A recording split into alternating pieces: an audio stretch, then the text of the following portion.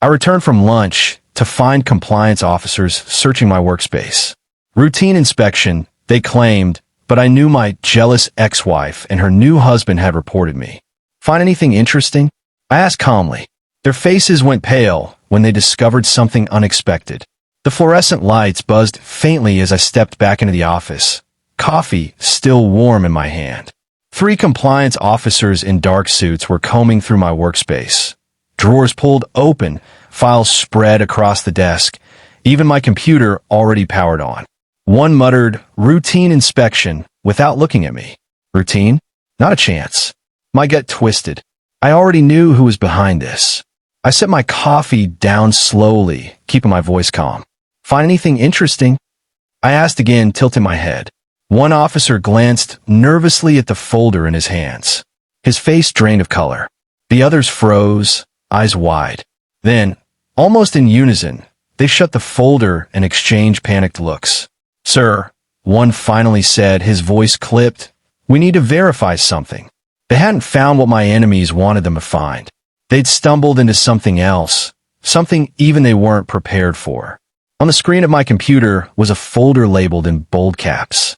Inside were PDFs, receipts, and scanned documents. Payments routed through shell accounts, wire transfers overseas, names of officials with neat numbers scribbled beside them. It wasn't mine.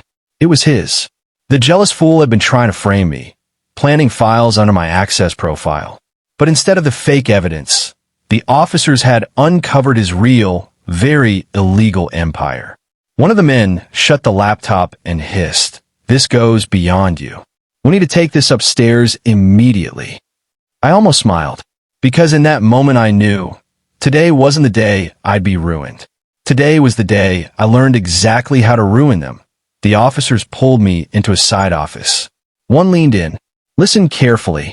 What we found isn't just ground for dismissal, it's criminal.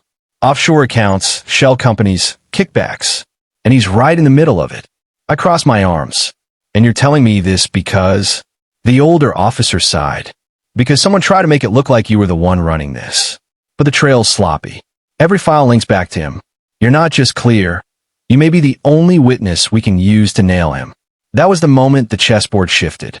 They wanted to ruin me, but instead they handed me their own dirty secrets, gift-wrapped by arrogance. I agreed to help on one condition. I stayed out of the headlines. The officer nodded. "Agreed. But if I were you, I'd keep your head down. When men like him feel cornered, they get dangerous."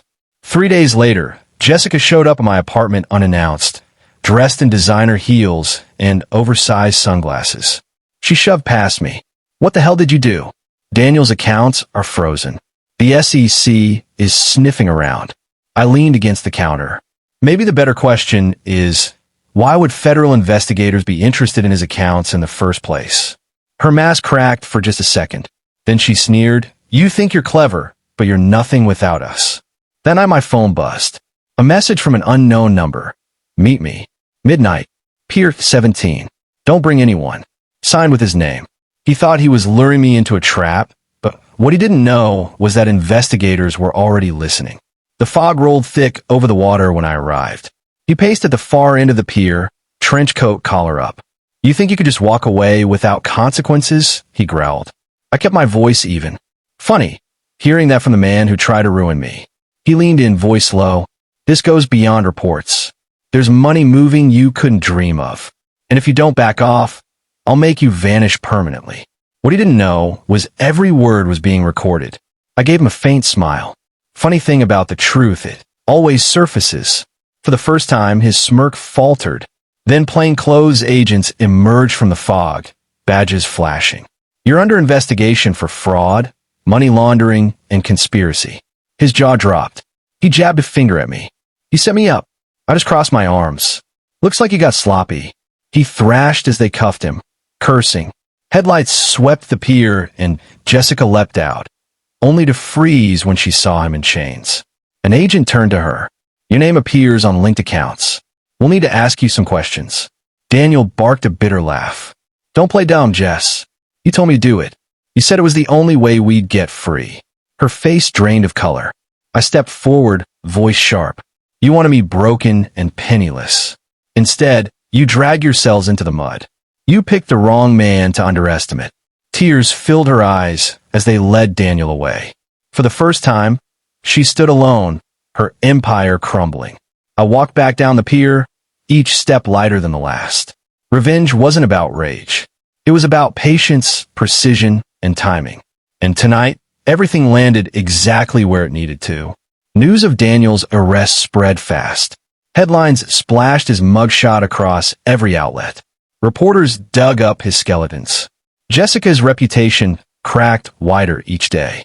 Old friends avoided her. Whispers followed her everywhere. And when the recordings of their plot surfaced in court, custody shifted in my favor. Jessica screamed in the courtroom, but her voice no longer mattered. Weeks later, I passed her outside a shuttered cafe. She looked like a ghost, unkempt, hollow, broken.